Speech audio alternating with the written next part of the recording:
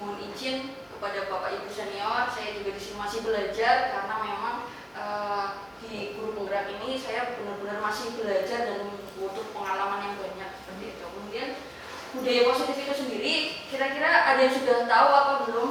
Mungkin barangkali dari Bapak Ibu guru ada yang sudah bisa menjelaskan tentang budaya positif sebelum saya masuk ke materi yang selanjutnya. Pak Gimin barangkali bisa, monggo Pak Gimin. Budaya positif itu adalah kebiasaan baik yang sering kita lakukan di sekolah. Betul, luar biasa. Saya tepuk tangan dulu. Oke, sebelum masuk ke materi yang selanjutnya, kayaknya kita butuh minum dulu sebentar ya, karena memang masih tegang, masih pagi tapi masih tegang, mungkin belum sarapan, ada yang belum. Pak Robin, gimana Pak Robin? Masih semangat Pak Robin? Semangat. Oke, terima kasih karena sudah bisa ikut hadir di diseminasi budaya positif yang saya laksanakan hari ini di hari Selasa 24 Oktober 2023. Sebelum masuk ke materi yang selanjutnya, kita streaming dulu sebentar. Mungkin kita belum berdoa nih. Alangkah baiknya kita berdoa dulu. Nanti saya akan ada nyanyian sedikit, ya. Mungkin nanti bisa ikut-ikutan. Tangan ke atas, tangan ke atas. Ya, nanti saya nyanyi biar ikut-ikutan, ya. Tangan ke atas, menggapai kita. Nah, gini-gini nggak apa-apa. Oke, biar lebih apa namanya semangat lagi. Ya. Kemudian tangan ke samping, burung yang terbang. Oke, karena itu kan biar lebih rileks lagi ya. Oke, coba dimulai dari seperti tadi. Tangan ke atas, menggapai bintang. Tangan ke samping, burung yang terbang. Tangan ke depan, ikan berenang. Duduk yang rapi, siap berdoa. Oke, terima kasih. Kita berdoa dulu sejenak untuk selanjutnya. Silakan berdoa untuk menganggap agama dan kepercayaan masing-masing. Berdoa dipersilakan. Doa selesai. Terima kasih. Kita bisa lanjut lagi. Di sini ada budaya positif seperti tadi Pak Gini sudah menjelaskan kebiasaan positif yang ada di sekolah ya Pak. Seluruh warga sekolah bisa menerapkan budaya positif. Mungkin contoh-contoh dari budaya positif itu sendiri barangkali ada yang sudah bisa menjelaskan sebelum saya masuk ke materi yang selanjutnya. Monggo ada yang bisa. Bunda Hayati mau Ibu 5S. Oke, 5S luar biasa ini. Kalau 5S itu memang harus dibudayakan ya Bu. 5S itu sendiri apa Bu? Sapa, salam, senyum, sopan, santun. Jadi 5S merupakan salah satu dari budaya positif yang ada di SMP Negeri 1 Adiwarna.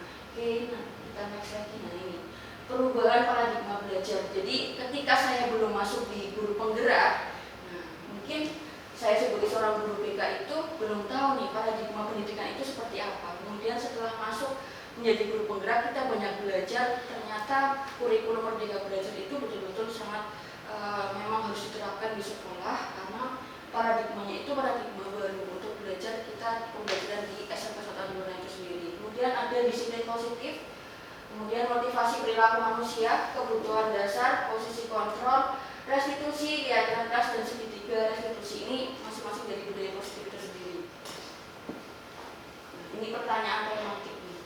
Nah, nanti kita bareng-bareng kira-kira dari pertanyaan 1 sampai dengan 3 ini kira-kira setuju atau tidak setuju, nanti barangkali bisa berpendapat Bapak Ibu Sedoyo.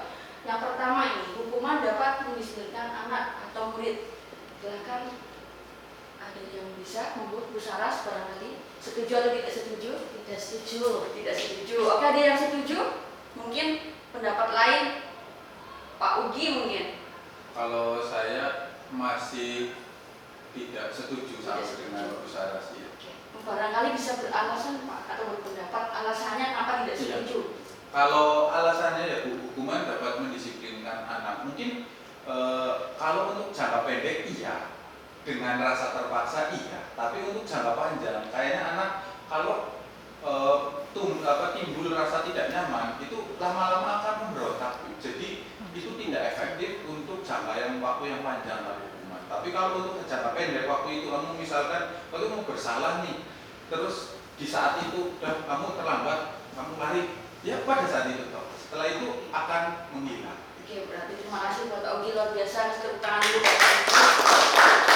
Jadi yang pertama, hukuman dapat mendisiplinkan murid atau anak. Memang ini sifatnya hanya sementara. Kenapa? Karena ketika kita mencoba untuk mendisiplinkan anak dengan hukuman, itu mungkin akan jerang ya saat itu toh. Tetapi mungkin untuk kedepannya, karena rasa takut hanya sebagian di situ saja, akhirnya anak cenderung lebih nanti saya dapat hukuman nih, tidak menyadari kesadaran sendirinya bahwa kalau misalkan disiplin itu lebih baik buat anak itu sendiri. Kalau misalkan hanya dengan hukuman kemudian dia takut, kan berarti hanya sementara seperti itu. Kemudian ada lagi yang bisa berpendapat mungkin yang tidak mengikuti. Tidak tetap pendapatnya seperti ini.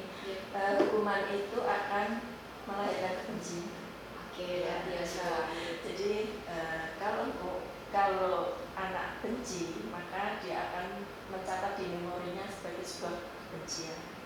Ya, itulah biasanya itu tangan dulu buat Bu Nur. Memang betul ketika memang kita menghukum ya, ketika menghukumnya itu secara verbal itu kan berarti menyakiti secara psikis nih Bu. Barangkali ya, ketika di ruang kelas misalkan dia terlambat terus, kemudian dia selalu di pojokan, kemudian selalu di ini, akhirnya kan menjadi trauma, kemudian menjadi pendendam, akhirnya benci dengan guru tersebut dan lain sebagainya. Nah ini dampak dari hukuman itu sendiri. Mungkin kita bisa belajar nantinya biar tidak menjadi seorang penghukum, mungkin seperti itu. Nanti kita akan belajar di posisi kontrol diri. Kemudian yang kedua, pemberian hukuman dengan pemberian hukuman dengan hal positif seperti membaca atau membersihkan halaman sekolah dapat meningkatkan disiplin anak atau murid. Silakan barangkali bisa berpendapat, Pak Kusmedi, mungkin setuju atau tidak setuju?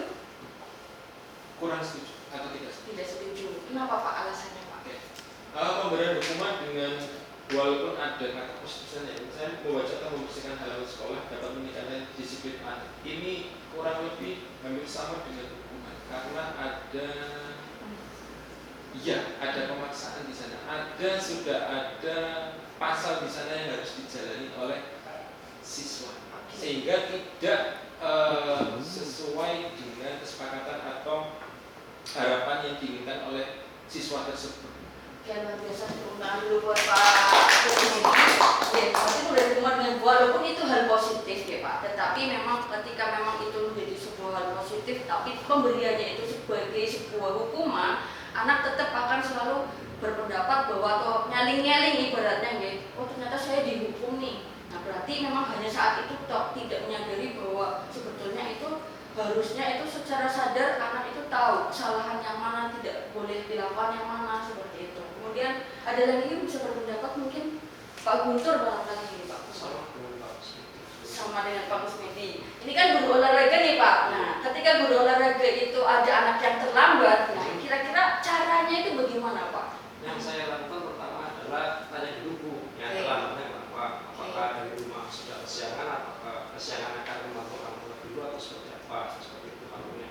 Nah, sampai pada saat izin Pak, saya izin terlambat karena ini lalu saya konsultasi dulu berbalik. Mungkin apabila minggu depannya terlambat lagi, saya kasih hukuman seperti itu. Luar biasa Pak Guntur ini. Hukumannya itu gurunya tidak perlu berata, tidak perlu anak, baik itu lari satu kali. Berarti buat komitmen dulu kesepakatan bersama dengan si anak ya Pak. Kasih tepuk tangan dulu, ini yang luar biasa sudah kesepakatan, tidak langsung menghukum saat itu juga ya. Ya, tetapi dipanggil dulu anaknya, baru kemudian kesepakatan, komitmen. Minggu depan terlambat lagi, ya terlambat juga langsung tidak istilahnya berapa menit atau istilahnya saya kasih waktu 15 menit atau 7.15 sudah sampai halaman atau tempat olahraga. Apabila lebih dari 7.15 ya terpaksa saya kasih hukuman. Oke, berarti itu komitmennya biasanya disuruh ngapain Pak? Ya kalau enggak biasanya cuma bersih-bersih sekitaran yang akan digunakan untuk. Tapi itu berdasarkan keinginan siswa sendiri gitu. Iya. Oke, luar biasa. Oke Pak Bangkit, kenapa Pak Bangkit? Iya. Kira-kira gimana Pak Bangkit? Mungkin kalau menurut saya lebih tepatnya bukan hukuman ya, cuma memberikan pemahaman terhadap tahu terhadap konsekuensi dari apa tindakan indisipliner yang sudah dia lakukan. Jadi ke depan bisa ada kesadaran dari anak tersebut bahwa memang disiplin itu penting untuk siswa itu sendiri. Oke, luar biasa. Kasih tepuk tangan dulu buat Pak Bang. Ternyata Bang luar biasa loh di sini. Oke, mantap pokoknya. Oke, nomor 2 ini berarti betul ketika memberikan hukuman itu kan tidak tidak dianjurkan karena memang sebetulnya hukuman hanya bersifat sementara. Mungkin ada konsekuensi ketika kita sudah berusaha untuk memberikan kesepakatan bersama atau kita ada keyakinan kelas di masing-masing guru mapel, mungkin seperti itu. Kemudian yang nomor 3 ini ada memberi penghargaan dapat meningkatkan motivasi belajar anak atau murid. Kira-kira ini setuju atau tidak setuju? Monggo Pak Rizky. Ya, dari tadi kayaknya pengen berpendapat, cuman masih malu-malu mau. Ya, silakan Pak Rizky. Tidak setuju. Tidak setuju. Alasannya Pak Rizky? Memberi penghargaan itu tidak cuma hanya untuk jadi motivasi belajar, tapi ada kegiatan anak apa dulu yang harus positifnya itu seperti apa, sehingga kalau ketika anak itu melakukan hal yang positif dikasih penghargaan terus-menerus, nanti mungkin timbulnya bukan apa ya, bukan melakukan hal positif itu atas dasar keinginan sendiri, tapi saya akan mendapatkan ini. Oke, berarti dia mau melakukan asal ada bentuk ribetnya atau penghargaannya. Luar biasa ya Pak Kiki. Ternyata bisa juga berpendapat sedemikian rupa, luar biasa. Tepuk buat Pak Kiki. Ya, jadi memang penghargaan ini tidak selalu harus dianjurkan. Mungkin kalau sewaktu-waktu insidental itu perlu, silakan, berarti bisa dilaksanakan dengan positif, nggak masalah. Tetapi kalau setiap kali memberikan penghargaan itu kan untuk meningkatkan motivasi belajar, nanti timbulnya anak akan ketergantungan, mungkin seperti itu. Dari 3 ini kira-kira menghukum atau memberi penghargaan dan sebagainya rata-rata tidak setuju ya. Berarti di kurikulum Merdeka itu memang memberikan sebuah paradigma baru. Ketika menghukum itu tidak dianjurkan, berarti harus bagaimana? Nah, itu ada sebuah komitmen atau kesepakatan bersama dengan murid. Nah, seperti itu, seperti tadi Pak Guntur. Ada satu pertanyaan dari saya. Ada satu pertanyaan di pertanyaan tematik adalah hukuman tidak dapat mendisiplin anak. Banyak beberapa dari para guru ini berpendapat bahwa tidak setuju. Nah, saya tidak setuju karena berbagai macam alasan. Ya. Nah, jadi pertanyaan di sini adalah apa ya, cara mendisiplin anak ya? Cara mendisiplin itu seperti apa Bu? Oke, ini pertanyaan yang bagus ketika kita menjadi seorang guru. Tidak setuju karena berbagai macam alasan. Ya, terima kasih Pak Guntur. Pertanyaan yang luar biasa. Di sini kita akan belajar sharing ya Pak. Belajar sharingnya adalah saya menempatkan posisi diri kadang menjadi seorang guru BK dan juga ada tugas tambahan lain yaitu sebagai tim kesiswaan. Nah, ini juga sebetulnya saya juga merasakan ketika bagaimana caranya biar tidak menerapkan hukuman.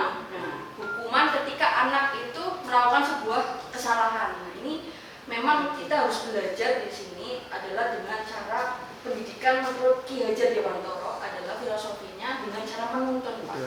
Mungkin cara menuntun itu adalah mencontohkan, kita sebagai teladan sebagai seorang guru harus bisa mencontohkan yang baik, kemudian memberikan suatu pemahaman bahwa yang namanya seorang guru itu harus bisa menuntun dengan cara memberikan contoh, kemudian teladan yang baik. Kayak kita misalkan nih mau ngomongi anak, ya jangan terlambat. Kita pun tidak boleh terlambat, nah, seperti itu.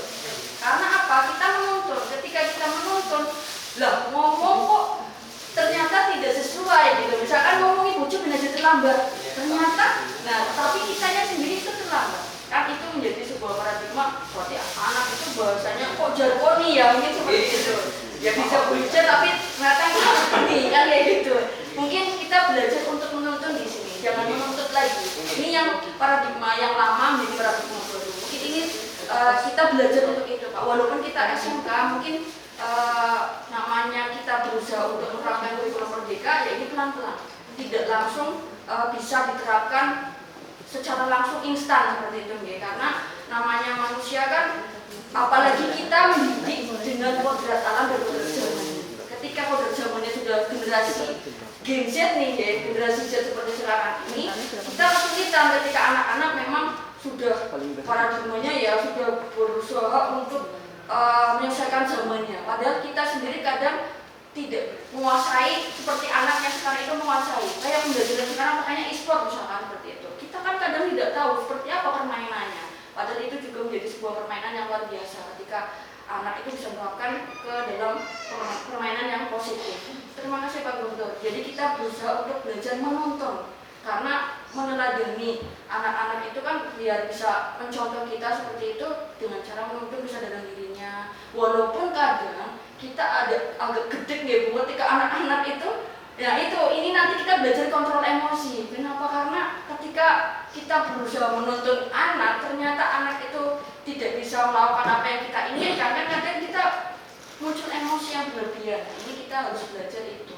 Kenapa? Karena anak-anak sekarang ini kan memang coba setiap kali upacara sendiri nih saya merasakan kenapa? Karena kalau pas upacara ayo dong maju ke depan itu harus ditarik-tarik. Nah ini belajar untuk menyadarkan kesadaran diri anak itu memang agak sulit di sini. Kita harus bareng-bareng semua stakeholder yang ada di SMP Satu Adiwarna harus bisa menuntun murid-murid kita yang ada di SMP Satu Adiwarna dengan cara mencontohkan yang baik. Dan lewat apa? Lewat budaya positif yang sudah ada nanti. Kayak 5S kita terapkan seperti tadi Bu Nuraya itu sudah bilang.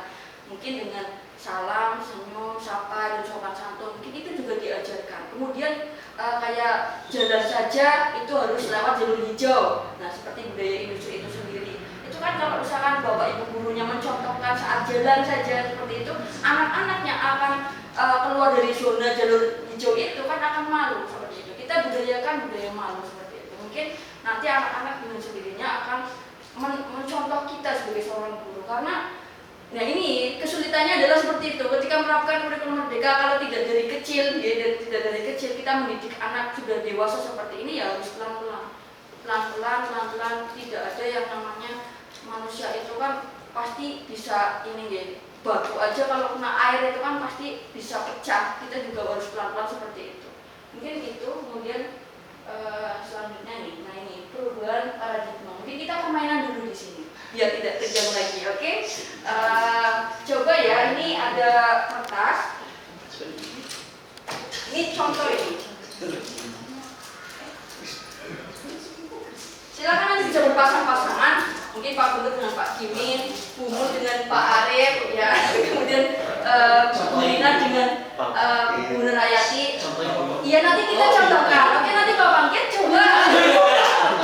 Kita contoh Bu Sarah dengan Pak Kiki. Pak dengan Pak Ugi pas ini nanti ya. Oke kita belajar dulu Pak. Gitu ya. Ini coba nanti ada pulpen. Nah ini contohkan ini ada kertas nanti di ini deh apa namanya dituliskan satu-satu. Ini yang satunya berarti jangan nulis satu aja. Iya.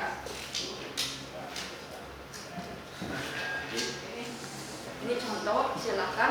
Ini kan ada ini nih. Ada A dan B, Anda dan teman Anda sudah berpasang-pasangan. Nah, kemudian ya, Bangkit coba ini kita contohkan dulu. Gitu, iya. Ya, itu nanti di ya, ini kan ada sobekan secara kertas kecil. Tuliskan benda atau sesuatu yang sangat berharga untuk Anda. Jadi jangan sampai teman sebelahnya itu tahu. Oke. Nah, setelah sudah, letakkan di salah satu tangan Anda dan genggam benda tersebut dengan segala daya. Jadi silakan genggam yang kuat. Nah, kemudian buatlah sebuah kepalan. Jadi gini, menggenggam. Kemudian teman B ini akan mencoba dengan sekuat tenaga dengan berbagai cara untuk meminta Anda memberikan benda tersebut.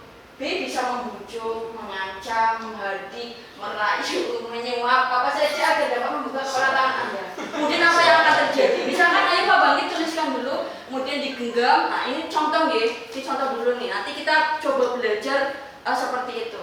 Ayo Pak Bangkit tuliskan dulu Pak Bangkit. Misalkan menulis yang sesuatu yang sangat berharga semuanya juga bisa. Nanti kan sudah berpasang-pasangan, genggam yang kuat. Coba digenggam Pak Bangkit. Nah ini salah satunya adalah membujuk misalkan. Ya ini dari bujukan bagaimana caranya. Nah ini. Coba Pak Bangkit. Nah ini ya. Ketika membujuk sudah belum sudah ditulis belum? Ya dituliskan dulu Pak Bangkit silakan. biar lebih rileks, nggak usah tegang karena kita juga masih belajar bersama di sini untuk diseminasi budaya positif. Ya, senang dituliskan Pak Bangkit. Misalkan Pak Bangkit 5 tahun ke depan pengen apa nih, misalnya gitu, punya keinginan apa, kan saya nggak tahu, dituliskan dulu di situ. Atau sesuatu yang sangat berharga, misalkan saya nggak pengen kehilangan bulan misalkan, kan bisa seperti itu. Itu contoh, ya, itu contoh.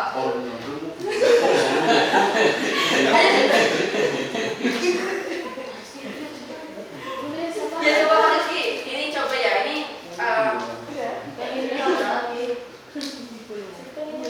ya jadi nanti ini ada filosofinya. Kenapa kita belajar untuk menggenggam? Ya.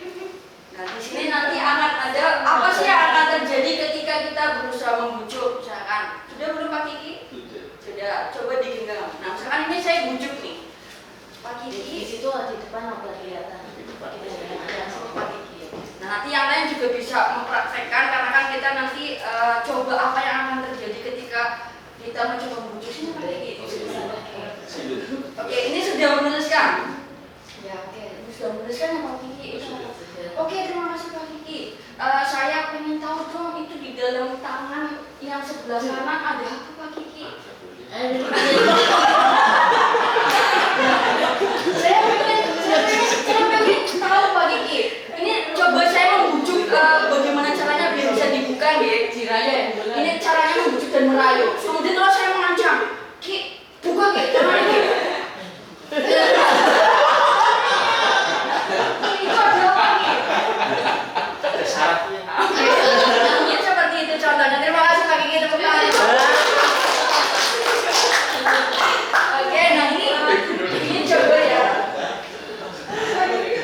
Ya, jadi terima kasih. Coba ini dipraktekkan ketika menuliskan seperti itu dengan teman sebelahnya. Itu apa yang akan terjadi? Kira-kira kalau misalkan mengancam, membujuk, menghardik, merayu, bagaimana caranya biar bisa membuka kepalan tangan? Sudah dicoba? Sudah.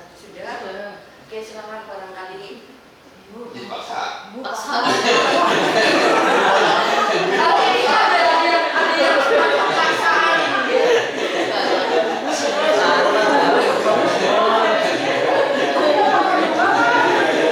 Ya sudah.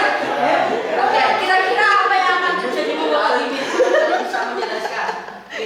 Ya ini tadi apa ya, dibuka susah gitu. Saya ingat waktu kecil itu kalau naruh sesuatu sama temannya itu ya itu beneran. Jadi kalau kita kepal gini nanti temannya itu membuka sekuat tenaga itu ya nggak bisa. Tapi kalau nanti kita ingin buka, nah gitu nanti baru oh isinya apa gitu. Jadi intinya apa ya, yang bisa membuka itu ya yang punya tangan itu ya. Berarti kita bisa posisikan diri kita sendiri, tidak bisa terpengaruh oleh orang lain ya, karena namanya manusia itu kan pasti punya prinsip. Berarti ketika memang ayo dong dibuka, saya ingin tahu apa sih isinya, seperti itu. Ketika menghadapi seorang murid juga demikian. Ketika anak-anak yang memang sangat sulit untuk dikendalikan, kita kan kadang harus sabar, harus bisa membujuk, harus bisa merayu, harus bisa bagaimana caranya si anak itu bisa belajar apa yang seperti kita inginkan. Walaupun sebetulnya keputusan ada di tangan itu sendiri, tangan anak siswa atau murid itu sendiri, seperti itu. Di sini tantangan kita ini, sebetulnya ini sebuah tantangan ketika memang kita megang murid nih, kayak misalnya kita kalau guru MAPI beda dengan guru BK nih. Kalau guru BK siswa asuhnya itu berapa? Ketika ada siswa asuh yang bermasalah, bagaimana sih cara menghadapinya? Nah, tantangannya seperti ini.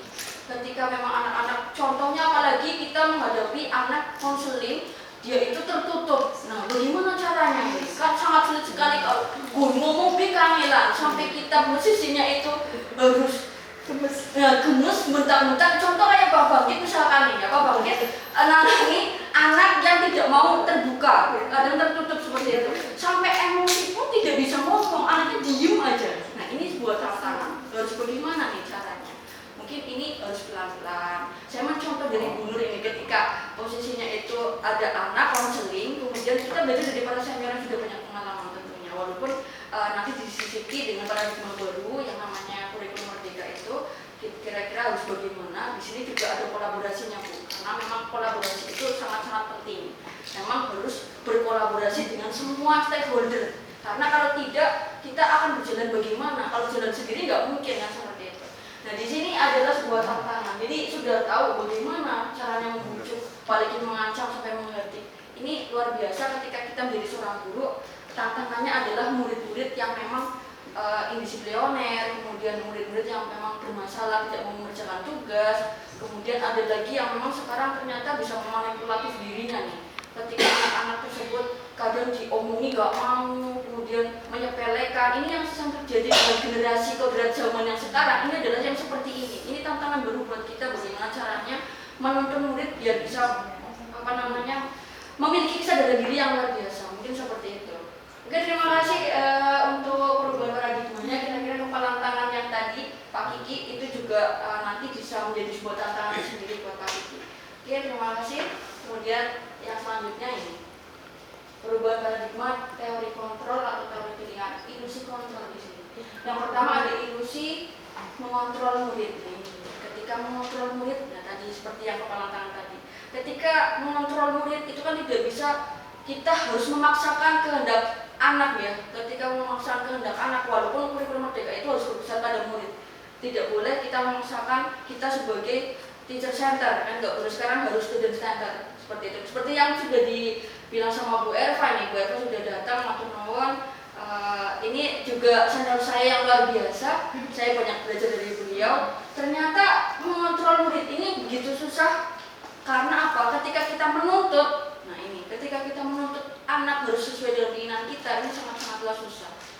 Ya, bisa dirasakan mungkin di sini. Ada yang bisa berpendapat mungkin? Barangkali Bu Erva berpendapat nih, ini tentang mengontrol murid yang bagaimana nih, biar kita tidak bisa di tengah lapangan kadang seperti itu ya. Apalagi paradigma lama nih, kita masih menggunakan teacher center. Kira-kira bagaimana Bu Erva? Ya, terima kasih. Ketika belajar tentang paradigma baru, tentunya kita masih mungkin masih melekat di hati kita semua bahwa kita masih sering sekali mengerjakan pembelajaran dalam kelas menggunakan teacher center ya. Teacher center itu seperti biasa kita ajar, anak dengerin, kemudian apa yang kita sampaikan, anak pinter diam mengerjakan. Ketika sudah diberi evaluasi KKM aman, berarti selesai sudah urusannya. Padahal terlebih dari itu semua, untuk paradigma baru di sini kita dituntut untuk bisa merubah 360 derajat dari yang teacher center menjadi student center. Dan student center terkait dengan perubahan paradigma ini, ilusi kontrol itu dulu kita beranggapan ketika anak dikasih tahu, kemudian mereka mendengarkan baik Bapak Ibu, itu sepertinya mereka nurut-nurut aja dan mengikuti kehendak kita, dan basically itu hanya ilusi saja. Ketika Bapak Ibu guru bilang anak-anak jangan rame, diam, anak-anak diam. Tapi itu hanya ilusi aja ketika ada kita. Mungkin ketika kita keluar dari ruangan, mereka akan kembali ke tabiat mereka semula. Yang sifatnya sementara berarti gitu? Ya, sifatnya sementara dan tidak long term, dan itu yang bahaya. Dan yang perlu kita tanamkan di sini adalah dalam paradigma baru, itu perlu adanya penanaman dan menumbuhkan motivasi intrinsik dalam diri masing-masing siswa, masing-masing murid, sehingga ketika mereka mengerjakan sesuatu itu karena kesadaran diri sendiri, bukan karena takut dihukum, bukan karena tahu konsekuensinya, bukan karena ada imbalan, namun atas kesadaran diri sendiri untuk memunculkan motivasi intrinsik, sehingga yang dikerjakan itu sepenuh hati dengan kesadaran bahwa dia mematuhi apa yang menjadi keyakinan dia, walaupun ketika di kelas maupun di luar kelas. Terima kasih. Tangan dulu buat Erva luar biasa. Poin yang luar biasa, ini banyak belajar juga. Oke, terima kasih. Berarti kita harus merubah yang tadinya teacher center menjadi student center. Karena memang paradigma baru dari kurikulum merdeka itu sendiri adalah berpihak pada murid. Jadi ketika kita sebetulnya SMP 1 Luna sudah menerapkan itu semua. Ketika ada kegiatan kesiswaan, ada kegiatan TIK dan sebagainya, kita sudah kolaborasi dengan siswa, kita hanya sebagai fasilitator saja mendampingi anak dan sebagainya, itu sudah kita terapkan di SMP 1 Luna. Alhamdulillah. Kemudian yang nomor 2, ini ada ilusi bahwa kritik dan membuat orang merasa bersalah dapat menguatkan karakter. Nah, ini juga jangan sampai hanya sebatas sementara, karena apa? Membuat orang merasa bersalah, menguatkan karakter. Ketika karakternya anak itu dibentuk hanya saat itu juga, contoh kayak pendidikan karakter, ketika hanya anak tersebut itu melakukan hanya dengan keterpaksaan ya, ini kan beda lagi. Ketika harus bagaimana nih? Nah ini barangkali nih, ini Ibu Sustiawati nih, barangkali bisa menerangkan tentang nomor 2 ini, bagaimana membuat orang sebenarnya membuatkan karakter, kayak pendidikan karakter itu sendiri menurut Ibu bagaimana? Gitu. Assalamualaikum warahmatullahi wabarakatuh. Waalaikumsalam. Mohon maaf tadi agak terlambat karena iya, anak kebetulan presentasi project dulu sehingga saya memberi kesempatan anak untuk menyampaikan apa yang dia kerjakan. Ya, ilusi bahwa kritik dan membuat orang bersalah dapat menguatkan karakter. Betul apa yang disampaikan oleh Mbak Ulan. Kalau tidak salah di program kesiswaan kita minggu pertama ya Bu Zara. Minggu pertama Jumat itu anak diberikan pendidikan karakter setelah Jumat ya jam 13. Itu sebetulnya kalau sudah wali kelas itu sudah ngesar jadwal. Betul. Itu terus nanti anak itu kebanyakan sudah Bu, berarti pendidikan karakter itu yang mengajar tentara itu ya Bu. Jadi anak itu seakan-akan pendidikan karakter yang diajarkan oleh bapak-bapak tentara yang datang ke sini. Itu anak melaksanakan itu dengan seakan-akan itu bukan bukan kemauan atau kesadaran diri siswa kita. Jadi dia karena hanya itu program sekolah itu melaksanakan. Jadi walaupun dia agak terpaksa ya dia melaksanakan. Tapi setelah besoknya kita tanya, kemarin ada pendidikan karakter, terus gimana? Ya Bu, kita diajarkan kayak gini. Jadi seakan-akan itu tidak tumbuh dari diri sendiri kok Mbak. Jadi kayak terpaksa gitu. Tapi setidaknya kalau misalkan itu dilaksanakan rutin, kemungkinan mungkin pelan-pelan kita akan membawa mereka menumbuhkan kesadaran mereka bahwa ternyata karakter baik itu memang harus tumbuh dalam diri mereka. Memang itu jangan hanya sekali dua kali memang. Itu harusnya termasuk kelas 11 pun saat ini kelas 11 itu biasanya itu untuk siswa kelas 11 itu kan saat ini mereka istilahnya lagi bedut-bedutnya lah istilahnya. Nah itu sebetulnya jangan kelas 10 saja pendidikan karakter itu sampai kelas 12 sehingga mereka 3 tahun di sini kita tempat dengan pendidikan karakter itu setidaknya setelah lulus dari SMK 1 Adiwarna dia mempunyai karakter yang betul-betul sesuai dengan harapan dan keinginan sesuai dengan perkembangan zaman karena setidaknya para pendidik karakter itu juga para tentara juga seharusnya harus mengikuti perkembangan zaman, perkembangan kurikulum juga. Sekarang kita itu menganut pakai kurikulum apa? Kurikulum merdeka. Kalau anak kita beliau didik dengan karakter beliau-beliau yang memang notabene sudah terbentuk seperti itu dan harus memaksakan siswa di sini karakternya seperti beliau harapan itu juga nggak mungkin karena beliau memang tentara ya. Jadi sifat tegas, disiplinnya memang tinggi. Tapi setidaknya siswa-siswa kita itu nanti mempunyai mental yang lebih bagus daripada sebelum diajarkan pendidikan karakter. Itu aja. Luar biasa ini jawabannya. Oke, mantap. Jadi memang sebetulnya untuk membentuk atau menguatkan karakter itu sendiri bukan hanya tugas siswa saja, tetapi seluruh stakeholder, kita juga wali kelas, kolaborasi semua, bagaimana caranya membentuk sebuah karakter anak ketika mendidik anak sudah dewasa, sudah dari SMP masuk ke SMK itu sebetulnya sangat kesulitan ya. Tetapi bagaimana caranya harus bisa menguatkan sebuah karakter, jangan hanya membuat orang merasa bersalah saja, tapi harus menguatkan karakter di sini. Kemudian yang nomor 3 ini ada ilusi bahwa orang dewasa memiliki hak untuk memaksa. Kira-kira menurut Bu Sarah sendiri nih, Bu Sarah, kira-kira nomor 3 ini bagaimana? Ya, untuk ilusi bahwa orang dewasa memiliki hak untuk memaksa itu tidak sepenuhnya betul ya. Jadi di teori kontrol itu kan semua orang ya, baik itu orang dewasa, gurunya atau orang tuanya itu tidak bisa memaksakan atau mengontrol siswa ataupun anak.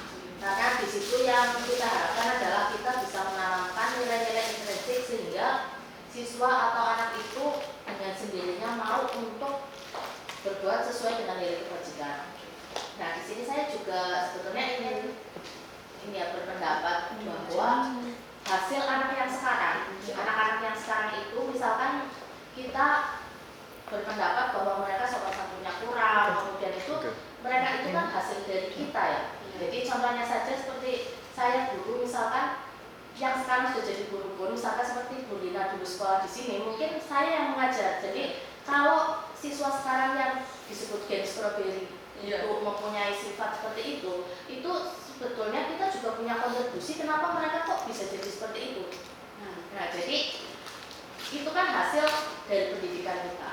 Nah, jadi yang pertama itu malah kita harus membenahi kita sendiri dulu, membenahi seorang guru, memberikan teladan, nah baru kita bisa menanamkan nilai intrinsik. Jadi tidak bisa kita 100% menyalahkan siswa yang tidak punya sopan santun, siswa yang karakternya kurang, kalau kita juga tidak bisa berefleksi. Jadi kalau intinya di teori kontrol itu tidak bisa kita memaksakan atau mengontrol siswa, tetapi yang bisa kita lakukan adalah menanamkan nilai intrinsik melalui keteladanan.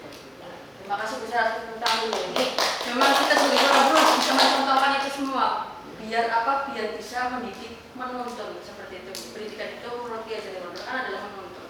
Bagaimana caranya kita meneladani itu semua? Nah, kemudian next lagi, nah ini perubahan paradigma. Siapa sesungguhnya yang memiliki kontrol? Dan di sini ada stimulus respon, kemudian ada teori kontrolnya. Jadi perilaku buruk dilihat sebagai suatu kesalahan.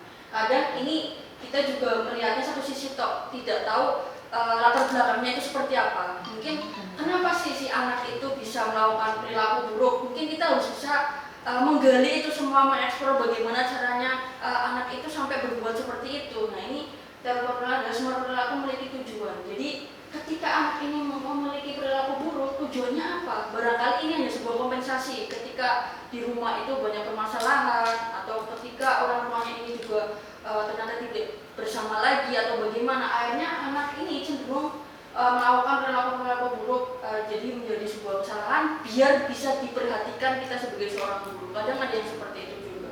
Kemudian orang lain bisa mengontrol saya. Nah ini ketika kita seperti ini, nah teori kontrolnya adalah hanya ada yang bisa mengontrol diri Anda. Padahal kita sendiri yang bisa mengontrol diri kita sendiri, bukan orang lain. Sebetulnya seperti itu. Kemudian yang mau berpikir menang atau kalah. Nah, ini. Kalau responnya seperti itu, teori kontrolnya adalah model berpikir menang-menang. Nah ini menang-menang yang bagaimana kan kayak gitu ya. Jadi kita memang harus bisa menerapkan posisi kontrol diri kita sendiri. Jadi jangan sampai sebagai seorang guru malah ikut-ikutan seperti siswanya kan kayak gitu ya. Harusnya kita walaupun berbeda pada murid, kita sebagai fasilitator saja, kita sebagai pendamping, tetapi ketika anak seperti itu ya paling tidak ada semacam mungkin kita bisa manggil anak itu bagaimana, mengeksplor dulu, kemudian biar anak itu bisa cerita kenapa sampai seperti itu. Kita alhamdulillah di SMA 1 Duna kan tidak semuanya anak itu bermasalah nih. Beda dengan sekolah-sekolah yang mungkin banyak permasalahan kompleksnya. Ketika kita juga punya masalah, kita berkolaborasi, mungkin seperti itu. Kemudian ada lagi, lanjut, nah ini disiplin, berasal dari bahasa Latin. Nah ini artinya belajar disiplin diri membuat orang menggali potensinya menuju sebuah tujuan apa yang dia belajar. Jadi kata-kata disiplin ini sebetulnya memang betul-betul masih belajar disiplin membuat orang menggali potensinya. Ketika anak itu terlambat, kan tidak mungkin anak setiap hari akan terlambat. Terus kalaupun iya berarti kita harus bisa menggali kenapa sih anak tersebut sering terlambat dan seperti itu. Namun dalam budaya kita, makna kata disiplin telah berubah menjadi sesuatu yang dilakukan seorang pada orang lain untuk mendapatkan kepatuhan. Kecenderungan umum adalah menghubungkan kata disiplin dengan ketidaknyamanan, bukan dengan apa yang kita hargai atau pencapaian suatu tujuan mulia. Jadi kadang kita juga salah persepsi ya ketika mendisiplinkan anak atau kata-kata disiplin itu pokoknya harus mengikuti apa yang kita inginkan, harus patuh, padahal sebetulnya tidak seperti itu. Kita harus bisa menggali potensi menuju sebuah tujuan. Jadi merasa dihargai, ketika anak-anak merasa dihargai, mungkin cara bahasa yang baik pun membuat anak lebih cenderung bisa menerima. Ketika saya misalkan emosi, ketika sama Pak Bang misalkan Pak Bang kok sampai terlambat. Nah cara bahasanya itu mungkin dengan cara bahasa yang halus dirubah menjadi kata-kata yang lebih positif lagi, mungkin anak akan bisa lebih diterima daripada misalkan harus dengan bahasa yang negatif seperti itu, dengan cara membentak atau memaksakan kehendak anak seperti itu. Nah, ini kata-kata disiplin. Kemudian teori motivasi perilaku manusia. Nah ini ada motivasi eksternal. Nah ini seperti yang tadi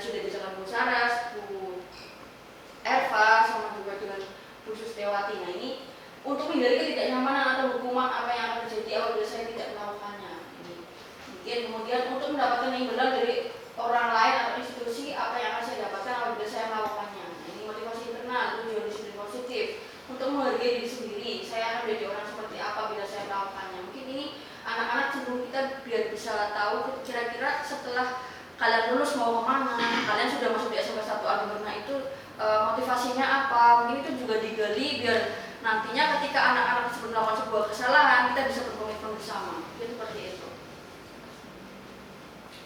Dihukum oleh penghargaan. Bahwa penghargaan berlaku sama dengan hukuman. Nah ini ya, ketika kita memberikan suatu penghargaan seperti tadi Pak Kiki nih menjelaskan, kalau ternyata selalu diberi reward atau penghargaan akan selalu ketergantungan seperti itu ya Pak Kiki. Nah seperti itu. Kemudian dengan hukuman dalam arti meminta membujuk seorang melakukan sesuatu untuk memenuhi suatu tujuan tertentu dari orang yang meminta dorongan eksternal dan akan ada faktor ketergantungan. Nah ini beberapa dampak dari pemberian penghargaan. Mungkin barangkali bisa berpendapat ketika penghargaan itu perlu diberikan atau tidak perlu diberikan. Silakan barangkali dari ada yang bisa berpendapat mungkin. Bu Mun, silakan Bu Mun. Tentang ini tentang penghargaan. Oke, ada yang lain? Pak Robin, ya, silakan Pak Robin. Ini kira-kira dihukum oleh penghargaan. Nah, penghargaan itu sendiri kan akan menjadi sebuah faktor ketergantungan. Iya, ya izin menjawab bahwa penghargaan itu bisa menjadi ketergantungan. Sebagai contoh saja ketika kita mendidik anak, dia berhasil menjawab atau apa, dikasih hadiah misalnya coklat atau apa, dia itu menjawab itu bukan untuk menjadi motivasi belajar, tapi ingin dapat hadiah. Mungkin itu kasih keterangan dulu buat Pak Robin luar biasa. Ternyata penghargaan tidak selamanya bisa menjadi sebuah motivasi ya Pak Robin. Malah hanya sebagai ketergantungan anak. Saya mau menjawab asalkan ada hadiahnya, misalnya seperti itu. Nah ini juga mungkin ada lagi yang mau berpendapat, monggo Ibu tadi silakan. Hukuman dan penghargaan itu memang beda tipis karena semuanya itu berjangka pendek. Hanya bedanya kalau anak berperilaku baik kemudian kita beri penghargaan, padahal itu juga sebenarnya bisa menimbulkan tindakan manipulatif. Betul. Hanya anak tidak sesuai dengan apa yang dia inginkan, tidak sesuai dengan apa yang sebenarnya harus dicapai, tapi karena sebuah penghargaan maka kemudian dia melakukan sesuatu. Nah, manipulatif untuk dirinya sendiri yang berdampak sama karena itu semua jangka pendek. Ya, terima kasih benar dikasih tepuk tangan dulu buat terima kasih. Nah ini kemudian selanjutnya.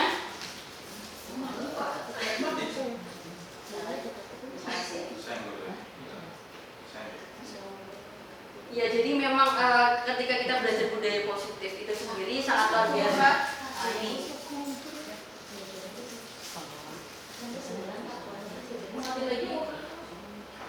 bulan barangkali saya mau bertanya bedanya penghargaan dengan apresiasi.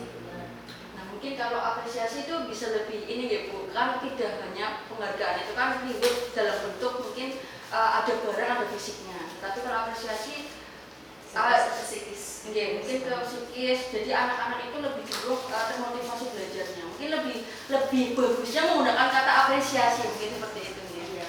Itu apakah juga disebut sebagai sama dengan hukuman tadi Pak? Kalau menurut saya sih itu bukan suatu hukuman ya, karena kita mengapresiasi. Misalkan anak mau maju ke depan, kita mengapresiasi, terima kasih anak-anak sudah berani untuk tampil ke depan, seperti itu. Ini juga luar berbeda, sangat berbeda. Bukan sebagai hukuman ya, tetapi itu sebagai motivasi kita untuk memberikan apresiasi kepada anak bahwa ternyata seperti itu. Nah ini ada tindakan perbedaan hukuman dan konsekuensi. Ini ada perbedaan hukuman dan konsekuensi. Tindakan dulu, kira-kira ini hukuman atau konsekuensi? Nanti bisa berpendapat. Mencatat satu sekali di dalam buku kalimat, saya tidak akan terlambat lagi karena terlambat ke sekolah. Ini kira-kira konsekuensi atau hukuman? Hukuman. Oke, yang kedua, lari mengelilingi lapangan basket 2 kali karena terlambat berdiri di sekolah. Ini konsekuensi hukuman. Hukuman Pak, hukuman. Jadi jangan sampai suruh lari-lari ya Pak Guntur. Kalau kan check up aja sendiri. Iya. Kemudian yang ketiga ini, murid diminta untuk push up 15 kali karena tidak menggunakan masker ke sekolah. Hukuman. Oke, menggantikan kertas tugas teman yang telah dicoret-coret. Konsekuensi. Membersihkan tumpahan air di meja tulis karena tersenggol pada saat belajar. Konsekuensi. Murid disuruh untuk mengenakan sepatu seharian di sekolah karena tidak menggunakan sepatu hitam. Tidak mengenakan tidak. Tidak mengenakan ya. Murid disuruh untuk mengenakan Tidak. tidak mengenakan sepatu hitam. Iya. Kira-kira hukuman atau konsekuensi? Hukuman. Lari mengelilingi lapangan basket 2 kali kan selama 10 menit untuk pelajaran PCOK. Konsekuensi. Sering nggak Pak Guntur? Sering. Oh sering. Tapi dia sebelum enggak ya? Enggak. Pemanasan ya. Pemanasan itu. Oke, itu pemanasan. Oke, kita coba. Oke, ini konsekuensi. Ya. Jadi ini sudah belajar untuk di SMP 1 Benar sudah menerapkan ini ya Pak Guntur. Oke, PCOK-nya tidak hukuman lagi Bu. Alhamdulillah. Berarti kita sudah menerapkan konsekuensi. Jadi yang hukuman-hukuman ini mungkin kayak kita yang nangani anak terlambat juga sudah tidak seperti ini lagi ya Bu Sarah. Sudah menggunakan caranya itu dengan ini. Nah ini membersihkan, ini sama seperti itu ada konsekuensinya. Oke, terima kasih. Kemudian ini perbedaan hukuman dan konsekuensi. Ketika hukuman sesuatu yang menyakitkan harus terjadi. Anak membenci kedisiplinan seperti tadi Bunda sudah menyampaikan. Kemudian anak belajar untuk menyembunyikan kesalahan ini. Karena takut dihukum, akhirnya anak tidak bersikap jujur. Akhirnya dia manipulatif contoh. Ini akhirnya menyembunyikan sebuah kesalahan. Tapi ketika kita belajar untuk kesepakatan bersama ada konsekuensinya ini. Sesuatu harus terjadi, anak menghargai disiplin. Jadi kita belajar menuntun seperti itu. Kemudian anak belajar untuk mematuhi peraturan. Ini juga sama-sama ini. Kita bagaimana caranya biar tata tertib yang ada di sekolah ini bisa berjalan dengan baik. Peraturan yang ada di sekolah ini juga bisa dilaksanakan dengan baik. Mungkin adanya konsekuensi bukan suatu hukuman. Dan seperti itu. Kebutuhan dasar manusia. Ada bertahan hidup, kesenangan, penguasaan, kasih sayang, dan kebebasan. Nah, kira-kira dari 5 kebutuhan dasar hidup ini yang paling sangat berperan atau yang paling sangat dibutuhkan yang mana? Kasih sayang. Ya luar biasa. Tepuk tangan dulu Pak. Benar nih. Nah, Pak Bangkit butuh kasih sayang nggak Pak Bangkit? Itu dong. Pak Bangkit butuh kasih sayang. Butuh Kalau Pak bertahan sendiri hidup. gimana Pak Kos? Kebutuhan dasar manusia Iya. bertahan hidup. Itu perlu dia harus makan minum gitu ya. Oke. Apa itu? Berarti dari itu kok. Ya kan perlu semua. Kalau Pak Bangkit yang paling menonjol itu kasih sayang ya. Iya, nggak perlu Mungkin karena jauh, nggak makan kasih sayang. Nggak makan nggak apa-apa. Yang penting Yang penting dibeli. kasih sayang. Iya, mungkin gitu. Karena dari kasih sayang juga akan memberi makan. Itu alasan logis. Ini dia lima-limanya butuh semua. Iya, kalau sebenarnya ini sudah sangat-sangat ya semuanya harus bisa ini gitu. Terpenuhi semua karena dari bertahan itu, dan itu juga butuh kesenangan, penguasaan, kasih sayang, dan kebebasan. Pak Bangkit kalau sudah keluar dari rumah bebas ya Pak Bangkit. Kalau Pak Bangkit itu karena jauh kan, Oke. jadi dia itu kena meriang, merindukan kasih sayang. Oke, khusus meriang mana? Merinding, Ada khusus merinding katanya ini. meriang karena kesanding. Oh, Ada lagi curi. Oke, ini berarti apa namanya sudah jelas ya kebutuhan dasar manusia ini kan berarti harus semuanya terpenuhi karena dari kebebasan, kasih sayang ini juga sangat berpengaruh ketika memang anak-anak atau murid kita juga kurang kasih sayang pasti akan berdampak. Kompensasinya adalah mungkin melakukan perilaku yang tidak sesuai yang kita inginkan. Seperti itu. Jadi, nah ini ada 5 posisi kontrol di sini. Ini motivasi, identitas gagal, identitas yang berhasil atau sukses, kemudian identitas manusia seperti apa. Nah ini sebagai penghukum, pembuat orang merasa bersalah, menjadi teman, menjadi pemantau dan manajer. Kira-kira yang bagus yang mana nih dari 5 kontrol di sini? Ya, ketika dari guru berbuat, ini kan menghukum, menghardik, menunjuk, menyakiti. Nah ini, kemudian membuat orang merasa bersalah, berceramah, mengatakan seharusnya ibu kecewa, membuat ini apa namanya untuk muridnya, memantau, menghitung dan mengukur, kemudian manajer, mengajukan pertanyaan-pertanyaan. Kira-kira dari 5 ini yang paling bagus yang mana? Manajer. Luar memposisikan diri sebagai manajer. Tetapi di sini saya juga kadang masih bingung ya, kita coba, saya malah bertanya dengan Bapak Ibu Suryo nih, ketika kita di lapangan memiliki murid yang luar biasa sekali, sudah dengan cara halus, dengan cara bagaimana, sudah dipuk-puk dan lain sebagainya, ternyata masih sama. Nah ya ini kita antara penghukum dan manajer ini harus bagaimana, apalagi kita kadang di tim kesiswaan itu sendiri merasa kesulitan ketika diri kenyataan itu ternyata tidak sesuai apa yang diharapkan ya gitu. Seperti kurikulum Merdeka itu kan harus pakai manajer, ternyata tidak mempan. Nah ini harus bagaimana? Barangkali ada yang bisa memberikan masukan. Silakan Pak Ugi. Antonan Bulan. Jadi pada hakikatnya yang Mbak Ulan, setiap orang itu sebenarnya kalau kita bisa menyentuh hatinya, menyentuh hatinya itu insya Allah posisi manajer akan bisa dipakai. Kalau misalkan anak itu berkali-kali belum bisa, berarti anak itu belum tersentuh. Ya, karena punten yang Mbak Bulan, karena yang tadi disampaikan penghukum membuat orang merasa bersalah itu tidak akan tidak akan bertahan lama, atau yang tadi disampaikan Bu Saras, motivasi itu belum dari intrinsik. Kalau kita perlu mengembangkan anak-anak gagal, bukan berarti anak-anak gagal dari diri mereka, tapi memang ada andil kita di dalam. Kalau pengen ada keberhasilan, saya yakin guru-guru di sini kalau memakai hati, anak itu secara otomatis akan melaksanakan dengan senang hati. Luar biasa, tepukan dulu buat Pak Ugi. Seperti misteri Lila ini, santulah dia gitu ya.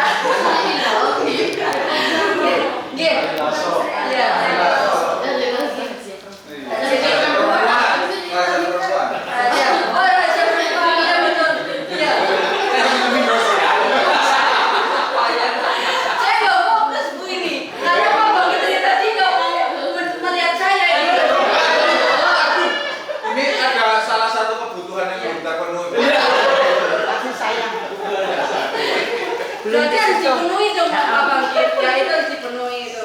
Harus disentuh hatinya. Nah, itu harus disentuh hatinya, itu dari khusus mau menyentuh hatinya Pak Bangkit. Ya, jadi luar biasa ketika terima kasih Pak Ugi, memang betul ketika menjadi penghukum dan manajer, ketika melihat anak dihukum sebenarnya kita agak terenyuh nih, kayak kejuan itu sendiri ya, bahwa ternyata memang harus pakai hati. Betul, ketika sudah menyentuh hatinya, mungkin dipanggil, caranya harus dipanggil dulu ketika anak bermasalah, kayak itu jangan langsung di depan anak-anak yang lain. Itu mungkin menjadi sebuah kontrol diri kita, menjadi sebuah manajer. Pertanyaan-pertanyaan yang positif membuat anak itu bisa berpikir sendiri bahwa oh ternyata saya melakukan ini salah, seperti itu. Mungkin mudah-mudahan nanti bisa ke depan setelah kita belajar bersama seperti ini, kita bisa memposisikan diri sebagai manajer. Nah nanti kita belajar ini, restitusi. Ini juga ternyata luar biasa sekali ketika bisa diterapkan di SMP 1 Adiwarna.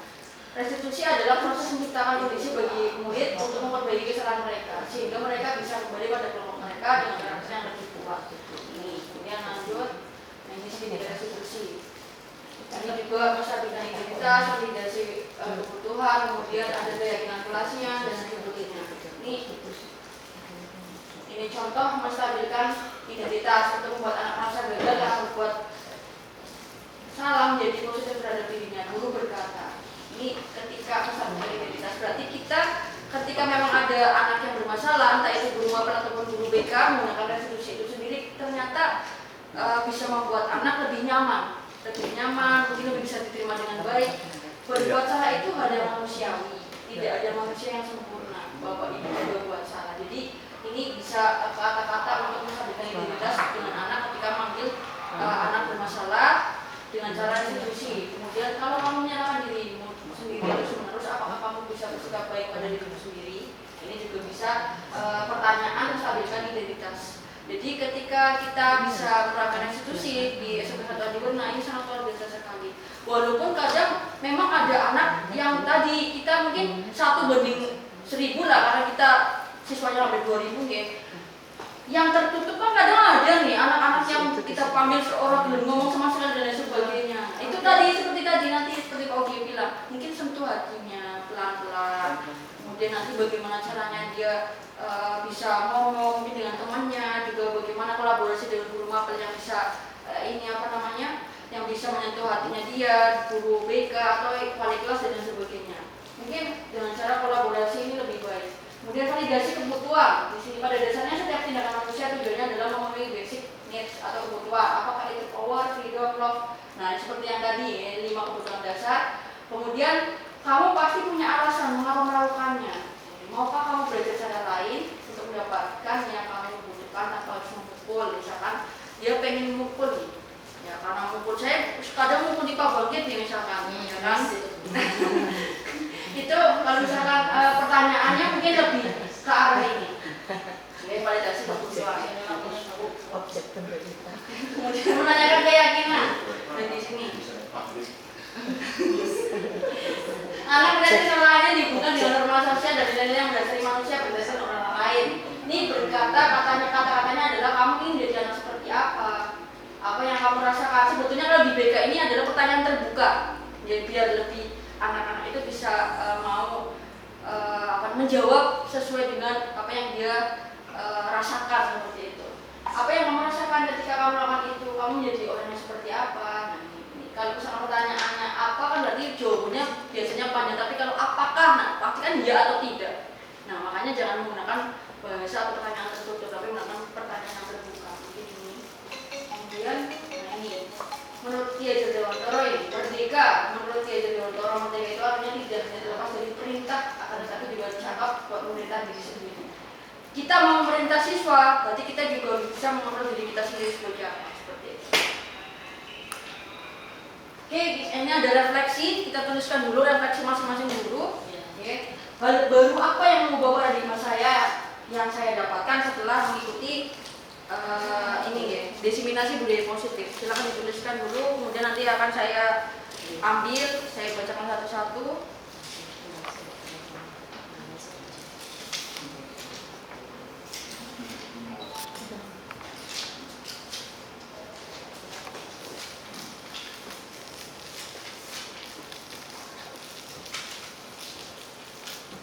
Silakan dituliskan refleksinya.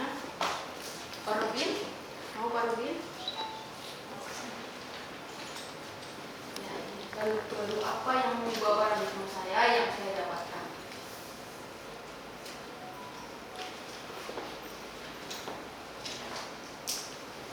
Jadi di guru penggerak itu sendiri memang saya juga banyak belajar ketika kita menerapkan sebuah permasalahan, bagaimana caranya mengontrol emosi, kemudian bagaimana caranya kita bersikap terbuka dengan anak, itu sangat-sangat penting sekali, apalagi kita bisa menerapkan restitusi. Nanti dari refleksi ini coba saya buka 2 pertanyaan saja, karena ini sudah 5 menit terakhir, mungkin nanti ada sebuah pertanyaan barangkali atau refleksi dari Bapak Ibu guru bisa disampaikan seperti itu. Sambil dimakan minum enggak apa-apa. Ini refleksinya dari Pak Puji. Sebelum dikumpulkan ya, silakan saya pengen ada 2 refleksi dari Bapak dan Ibu guru. Silakan yang bersedia. Untuk merefleksikan budaya positif yang sudah kita belajar bersama, sharing bersama, disimulasi. Oke, silakan Miss Eva. Baik, terima kasih. Kalau saya boleh merefleksikan kegiatan hari ini, bahwa kita sebagai guru itu sudah seharusnya mengikuti perkembangan pendidikan yang ada di Indonesia, khususnya teknik dan strategi yang kita gunakan, karena yang kita ajar itu bukan lagi seorang yang hidup dalam zaman kita dulu. Jadi harus menyesuaikan kodrat zaman dan kodrat alam yang memang dibawa oleh masing-masing individu yang kali ini kita tahu tidak sama satu sama lain. Karena itulah kita harus mampu mengupgrade diri kita untuk mampu mengikuti perkembangan itu dengan cara merubah paradigma kita yang dulu seperti apa berubah menjadi paradigma kita yang sekarang. Terkait dengan budaya positif, maka di sini kita sebagai guru harus mampu menumbuhkan nilai-nilai kebajikan yang ada di dalam masing-masing siswa yang mungkin bisa kita terapkan dalam pembuatan keyakinan kelas, sehingga itu akan menjadi patokan dan sebagai tolak ukur mereka ketika bertindak. Sudah sesuaikah atau belum? Ketika setiap anak sudah mempunyai kesadaran diri akan keyakinan kelas yang menjadi kesepakatan bersama, maka di sana akan muncul disiplin-disiplin positif dari masing-masing individu. Ketika disiplin positif itu muncul, lama-kelamaan itu akan jadi karakter. Karakter-karakter baik dan karakter positif itu ketika dikerjakan secara bersamaan, maka dalam sebuah komunitas akan bentuk sebuah budaya positif. Dan budaya positif itulah yang kemudian akan membawa environment atau lingkungan yang circumstancesnya itu akan mengarah pada tujuan bersama, yaitu mungkin mencapai visi dan misi sekolah sehingga apa yang menjadi tujuan pendidikan nasional bisa tercapai. Terima kasih. Terima kasih. Mas Eva, luar biasa. Memang ketika kita belajar budaya positif, semuanya memang kebiasaan-kebiasaan yang ada di sekolah harus diterapkan seperti itu. Ada lagi silakan yang mau merefleksikan. Sudah lengkap di Bu Eva. Sudah lengkap di Bu Eva. Tapi barangkali ada lagi nih, karena Bu Eva kan tadi seluruhnya gitu, mencakup seluruhnya. Kira-kira mau Pak Pur barangkali. Oke, Ya, terima kasih untuk kesempatannya yang sangat luar biasa ini. Ada beberapa hal pemahaman baru yang berhasil saya dapatkan dalam kesempatan yang sangat luar biasa pagi hari ini. Salah satunya adalah terkait konsep 5 posisi kontrol tadi, ya. Sehingga kita sebagai guru itu mampu memposisikan diri kita itu ada pada posisi mana. Terkadang kita sebagai guru itu berkeyakinan bahwasanya apa yang kita pikirkan, apa yang kita rasakan itu sesuatu yang selalu benar, sehingga terkadang kita dalam memberikan pembelajaran ataupun layanan, kalau saya sebagai guru BK itu dalam tanda kutip ada sedikit paksaan untuk anak bisa menerima apa yang kita yakini. Nah ini ternyata ketika kita lihat dalam konsep 5 posisi kontrol itu kurang tepat. Bahwasanya posisi yang paling tepat tadi kita simak bersama di sana adalah posisi manajerial. Seperti itu. Terima kasih. Terima kasih. Jadi memang ketika kita belajar posisi kontrol memang sangat-sangat luar biasa ya. Ketika menjadi penghukum, jangan sebagai penghukum, jangan sebagai membuat merasa bersalah, kemudian kita harus bisa memposisikan sebagai manajer. Terima kasih hari ini. Luar biasa sekali kita bisa sharing tentang budaya positif. Mudah-mudahan ke depan kita bisa menerapkan budaya positif yang ada di SMP 1 Adi Benar. Kalau misalkan kita bisa menerapkan itu semua dengan seluruh stakeholder yang ada di SMP 1 Adi Benar, mungkin kita juga bisa mengembangkan kurikulum merdeka yang ada di SMP 1 bersama dengan murid-murid yang kita cintai dan kita banggakan. Terima kasih untuk seluruh Bapak Ibu guru. Kurang lebihnya saya mohon maaf. Wabillahi taufiq wal hidayah. Wassalamualaikum